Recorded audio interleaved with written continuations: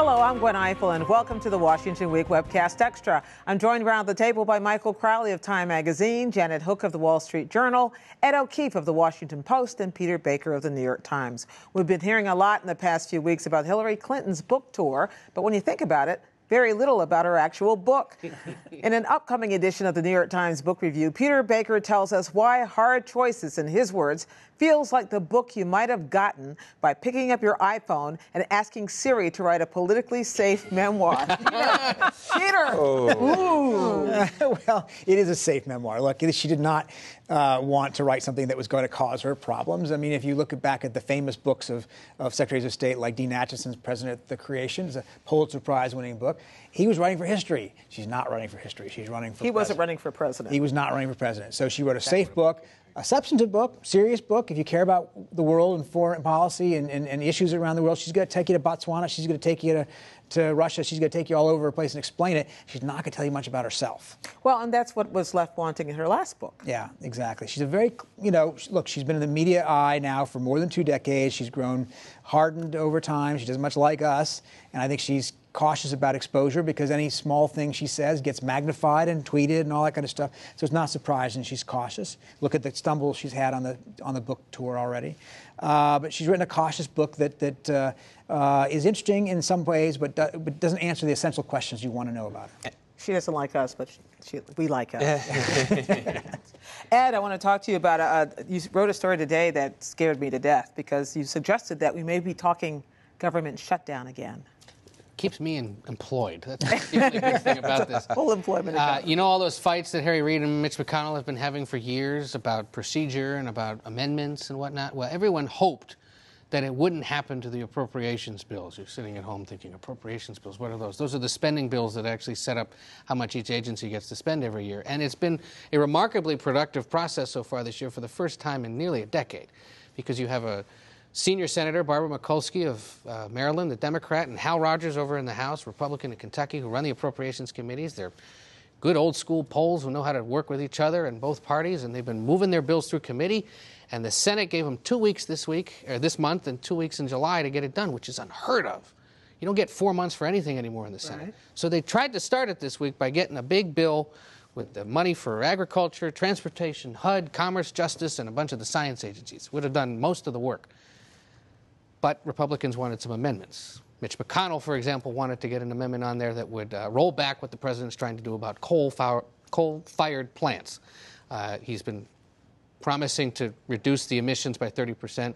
When you're running for re-election in Kentucky and you're in a bit of a race, you want to find a way to stop that. So he's been trying. And Harry Reid said, okay, but your amendment's going to need 60 votes to pass because, as you'll recall, Mr. McConnell, that's what you've been trying to do on everything else we've been doing around here. Yeah. McConnell threw up his hands and said, how dare you? Right now we're at an impasse. We'll see. Next week is another week. They hope to be able to proceed on it. But if they don't, like we said earlier, only 40 legislative days or so, even fewer if you're trying to get to September 30th, then yes, it could mean potentially a shutdown. I just can't bear it. I just can't bear it. Okay, I want to turn to Russia. Yeah. And Ukraine. Yeah. Because today, we began to see more movement. All week long, Vladimir Putin's been kind of denying that he was moving his troops back to the border, but it turns out today he is, or has. Yeah, no, U.S. officials are warning now that the troops are massing again, and that Putin, I think what's happening in Ukraine now would be big front page news were it not for these other crises that keep popping up like Iraq and like the Bergdahl story. So we were all so consumed with Putin in Ukraine, and it kind of, I think for the typical person who's not following foreign policy closely might feel like, well, that's kind of faded and it's over. It's really not. Actually, in some ways, it's getting worse. There's steady violence there. The separatists in eastern Ukraine shot down a military transport plane several days ago, killing 49 Ukrainian soldiers.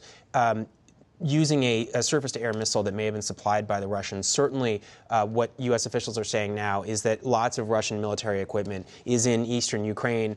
It sounds like there may be a clever game where the Russians are providing this to their separatist friends in eastern Ukraine, but they're providing them with equipment that is also used by the Ukrainian military to create this constant, we've had this constant plausible deniability. Putin is doing things to try to keep his fingerprints off of it. So in this case, similar to guys who don't have uniforms, right, that's plausible deniability. You have weapons that might have been grabbed from Ukrainian troops, didn't necessarily come from Russia. There's your plausible deniability. So the bottom line is, Putin is playing a very smart game where he's causing just enough trouble to suit his interests, but not quite crossing the line and maintaining this plausible deniability that prevents new rounds of the West from rallying around a new round of sanctions that would really hit the Russian economy. They must know on some level that John Kerry can only be so many places at once. Well, and there's that. I think he's probably taking advantage of our distractions and the pain we're suffering elsewhere.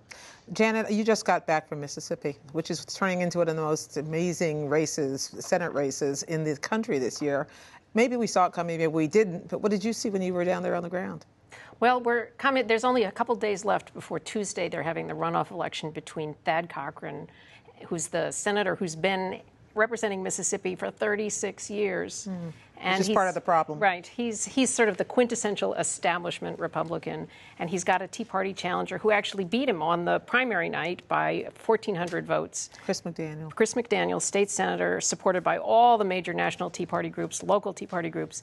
And but because he didn't hit 50%, they have a runoff, and that's coming coming on Tuesday.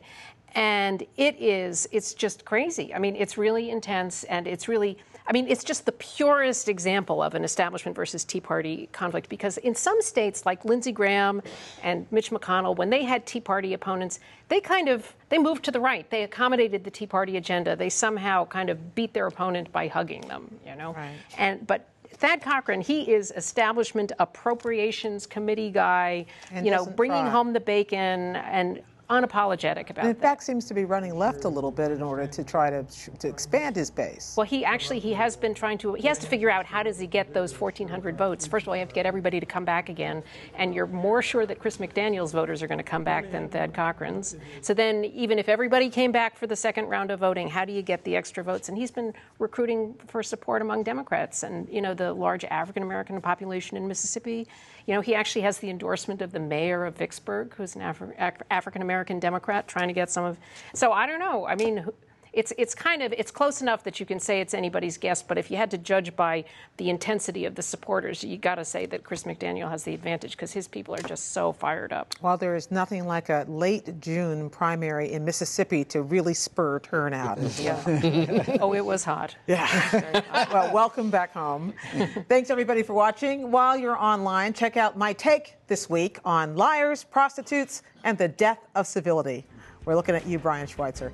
And we'll see you next time on the Washington Week Webcast Extra.